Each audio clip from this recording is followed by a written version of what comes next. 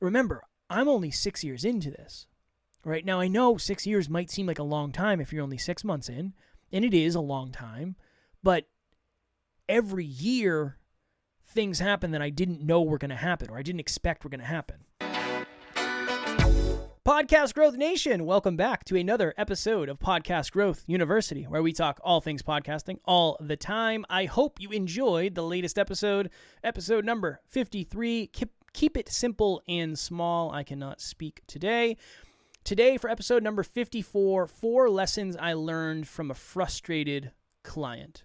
So I have a client who is taking a few months off to get some other life things in order before he comes back to the podcast. But this client and I have a very, very good relationship. And with this client, I have the opportunity to give them hard truths. And I have the opportunity to say, hey, I really think this is what's best for you. And you're making mistakes by not doing this, and this, right? So I'm very blessed to have that relationship with that client because that's not the way every relationship is. But I've been working with them for long enough where I've started to take away lessons from their frustration. So obviously, I won't say obviously, but where I am as a podcaster with Next Level You is probably different than where you are currently. And I probably have different problems than you have. And I probably have different wins than you have. And you have different wins than I have and different relationships with your listeners. So going to the lessons that I learned from a client, my thought process behind that is hopefully it'll be valuable to you because it's potentially things that you're going through right now that I wouldn't know unless I knew you behind the scenes. That's really my intention with this episode. Now, I will tell you this as well. Everything I'm going to talk about, I've already talked to this client about directly and told them this, so I don't want you to think I'm talking trash behind their back. Okay, so I have 4 things that really, really jumped off the page upon reflection after working with this client for the last year, whatever it's been. Number 1, when you chase 2 birds, you catch neither. What do I mean by that? And it's not just this client. I've seen this many, many, many times. Even going back to the previous episode. Keep it simple and small. A lot of times, people are overcomplicating things and they're saying, okay, well, I'm going to do this, and I'm going to do this, and I'm going to do this, and I'm going to do this, and I'm going to do this. And I expect to have results in all of those things at the same time. And I expect all of those things to work really well at the same time. The problem with that is, especially early on, your audience size is very small, and you might have some really, really, really engaged, committed people. And that's awesome. Loyal listeners, that's what we want. But you can't throw too many things out there at once because there's not enough people to consume it. So this client, there would always be 5 different things he was doing at the same time. And I would always say, we got to focus on one thing. We have to focus on one thing. Because if we don't focus on one thing, we're never going to bring something to reality and we're never going to get a result. And here's the other thing too. We'll say this is number 2. Usually there's no one thing that's going to launch you. So this client would always say, no, once I launch this thing, this is what's going to happen. Once I launch this thing, this is what's going to happen. This is what's going to happen. Once I do this thing, this is going to happen next. When in reality, that client needed to create something and make it real. It never became real. So they would put so much expectation into, when I launch this thing, I'm going to get X results and everything's going to kind of fix itself. When in reality, it doesn't work that way. When you launch something, you get some sort of result, and then we go back to the drawing board and figure out how do we improve that. A launch is just the beginning. I mean, launching a podcast is easy. It's not hard. Maintaining a podcast is challenging. Signing up to the gym is easy. Getting into a relationship is not nearly as challenging as maintaining a successful, balanced, positive relationship. Starting something is not hard. Launching something is not hard. He wasn't worried about what happened after the launch, and that came back to bite him in the butt, right? An online course is great, but it's just the launch. You got to do something after that. So the understanding that usually it's not one thing that's going to make or break you. It's what you do with the things, the lessons that you learn from the things. How do you move forward from those things? Lesson 3 is kind of connected to those two. You need to balance time in order to make something real and then improve it. So Making something real is saying, okay, I'm going to dedicate the next 4 weeks to recording this course. Then I'm not going to allow the first 4 weeks after I drop the course to dictate whether or not that course is successful. And I've seen this time and time again where somebody will do something, they won't get immediate results, and they'll say, oh, this doesn't work. Your podcast didn't work in the beginning either. You had to work at that. You had to work at everything. You need to balance time in order to make something, so create something, and then improve it after you've made it real. That might be the biggest lesson I've learned, not just from this client, but most. It's always like the next thing I do is going to be a thing. The next thing I do is going to be the thing. The next thing I do is going to be the thing. And I think the thought process behind that is just saying, well, the last thing wasn't the right thing. It didn't have anything to do with my expectations. And I think that's probably just misaligned. This is a really good segue for this. When we were 34 episodes in, we got a guest. Her name's Lori Harder. And she had given a TED Talk, and she had a successful podcast, and she was somewhat famous in our industry. I thought when we had her on, we were going to blow up, and that was going to be the end of it. And that didn't happen. I needed to get that out of the way early because later I wasn't really thinking, okay, if we get this guest, we're going to blow up. If we get this guest, we're going to blow up. Once that episode was made real, I realized, oh, interesting, that's not the way this is going to work. But if I chased that big guest for years and years and years and years and years, eventually got that guest, dropped the episode, and it didn't work, I would assume something was broken. So the earlier you can get something out there, make it real, and get feedback, the better off you're probably going to be. And this is a big one. This is a really big one. Your relationship with sales may be hurting you. So again, yes, a podcast is quote unquote free marketing. Yes, it's free value. Yes, you're talking into a camera and you're potentially offering your services. But at the end of the day, you're most likely going to have to learn some version of sales. Whatever that means to you. It doesn't mean, and now here's the thing, to some people sales means taking advantage of people. To some people it means being sleazy. To other people it means effectively communicating a positive decision for someone. Your definition of sales, if it's positive, you're probably going to be just fine. If it's negative, you're probably going to have to work on that. Because this client, that was one of our conversations.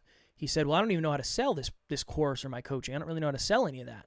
And I said, well, that's where we're going to start. It's not necessarily that the course isn't sellable, or it's not the fact that not enough people know about it. There is some level of sales that's going to happen most likely for you to be successful.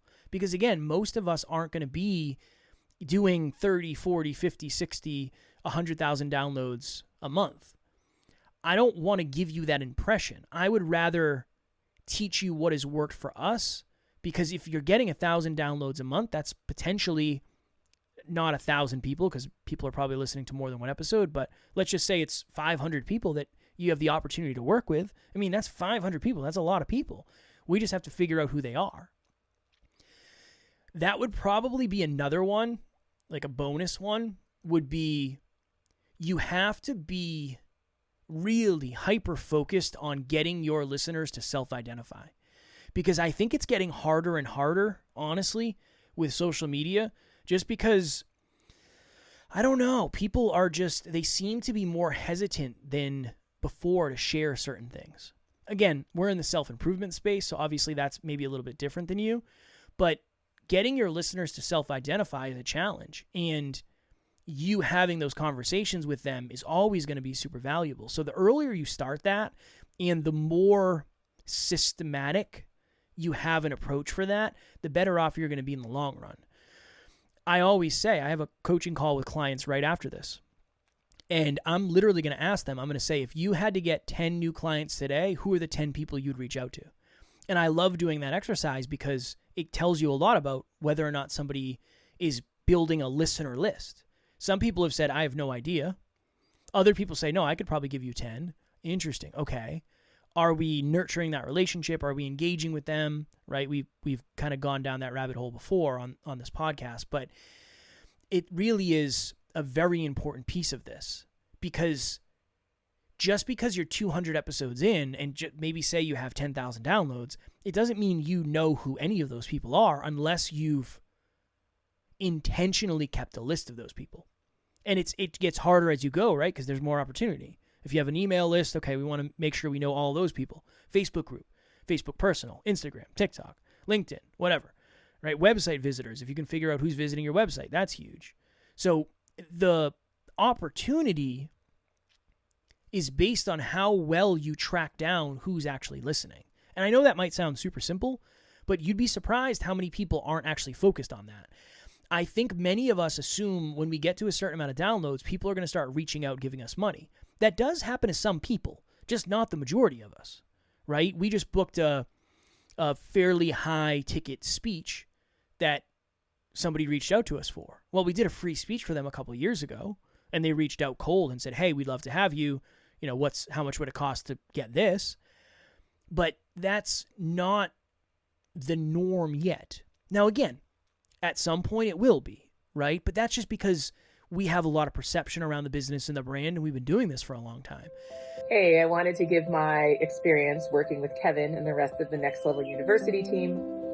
It has been such a seamless relationship. He is so easy to work with, Kevin, and he gives you all the information you need, but doesn't overwhelm you. He's also meets you where you're at. So whatever you want to do, he'll make it work. And it's just, there's no stress, there's no drama. And everybody else that I've worked with has been patient with me because I am not technologically savvy.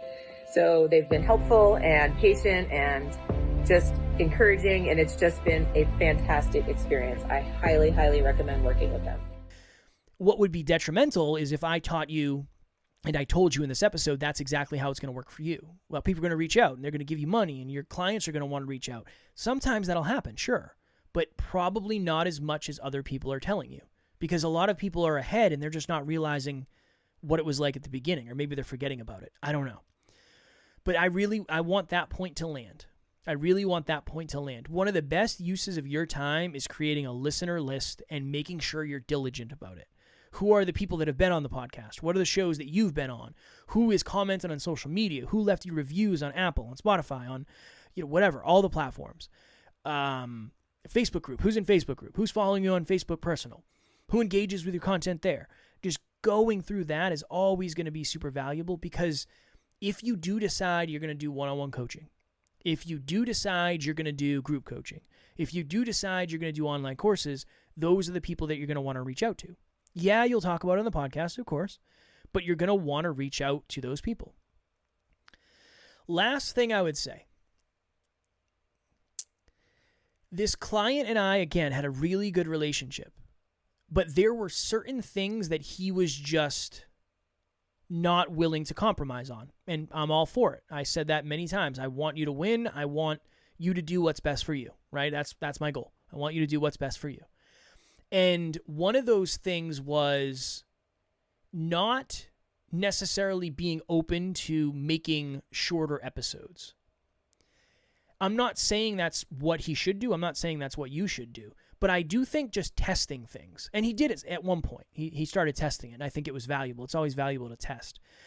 But sometimes you got to try stuff in the present that isn't really supposed to pay off in the present. Right? Maybe you try a 5-minute episode and see how it does. Oh, interesting. It did really well. It got more listens and the consumption rate was higher than normal. Okay, what does that mean? Oh, maybe I'll try a 2-hour episode. Let me see what happens there. Interesting. I got more downloads than I expected. Or I got less downloads than I expected. Testing out stuff with the titles, testing out stuff with guests, solo episodes, testing out stuff on social media. I think that would be the last point is don't get so concrete in what you're doing that you forget to be creative. Because that's probably the reason you started this. One of the reasons. All right. So don't be afraid to test different stuff on different platforms, on social, on thumbnails, whatever it is. Excuse me. I think that's a beneficial lesson for all of us, because again, 1,400 episodes in, sometimes I forget what it was like to be very creative in the beginning, because there's just so much going on that it's like, okay, what do I have to do today? Okay, I've got to record 3 episodes. I'm going to come up with 2 more. Okay. You forget about the creative process, and I think that can be a dangerous thing later. So let me go through the points again, because I know a lot of them kind of connected. 1, when you chase 2 birds, you catch neither.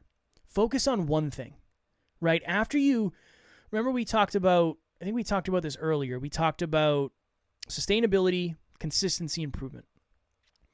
When you're doing the podcast consistently and you're improving the podcast as you go, then you can add something else. Maybe it's an offer. Make sure you're giving the thing that you're doing the attention that it requires. Because if not, you might end up getting a result that you don't want, thinking that something is wrong with what you've done when you just didn't have the right expectations. Number 2, you need to balance time in order to make something real and then improve it. It is very, very hard to get feedback on something that does not exist yet. And it's very, very hard to have accurate expectations when something ceases to exist. Number 3, usually no one thing is going to launch you. Yeah, you'll get bumps from guests for sure, but usually it's not what you expect. Yeah, you'll get people who sign up for something when you initially offer it, but it most likely isn't going to stay that way forever. There will be peaks and valleys of effort versus results for sure. 4, your relationship with sales may be hurting you. This was definitely something I struggled with early on. I hated sales. I was a personal trainer for, I think, 6 months. And when I signed up to be a personal trainer, I signed a contract that said I would stay there for a year or I would pay $1,000 penalty to leave early. I stayed for 6 months and then I paid them $1,000 to quit the job because my relationship with sales, because of the way they taught me, was so negative. I hated sales. I thought sales was sleazy. Right? I've worked a lot on that. A lot of the work I've done has been on sales and understanding what that whole thing is and numbers and business and all that. So your relationship with sales may be hurting you. If you think it's sleazy, if you don't know how to do it, if you don't want to do it, that's a completely different conversation. But just understanding that, I think, is going to be a very important thing. And then making sure you have a listener list, making sure you have opportunities for listeners to self-identify. That is a huge thing. That is a huge thing.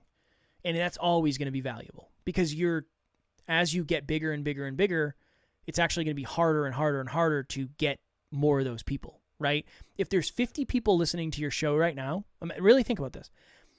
If there's 50 people listening to your show right now, it's far easier to track down those 50 people than it is to track down the 5,000 that are listening to your show each month, right? So it's actually easier to build the system in the beginning, and then it gets harder as you go because there's more opportunity to lose people throughout the business. So that's another one.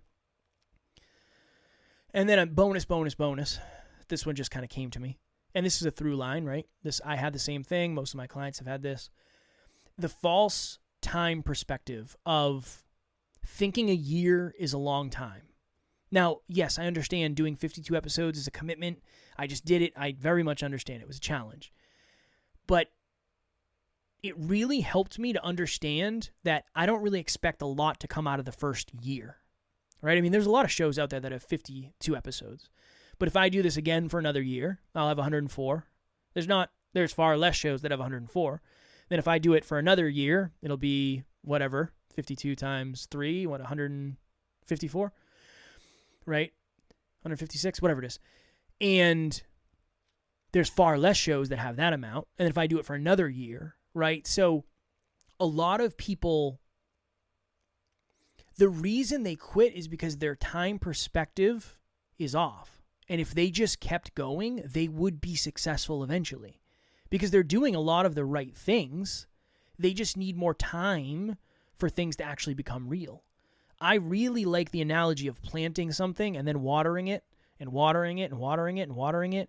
And it grows, but it's slow. It's not overnight. It takes a long, long, long period of time.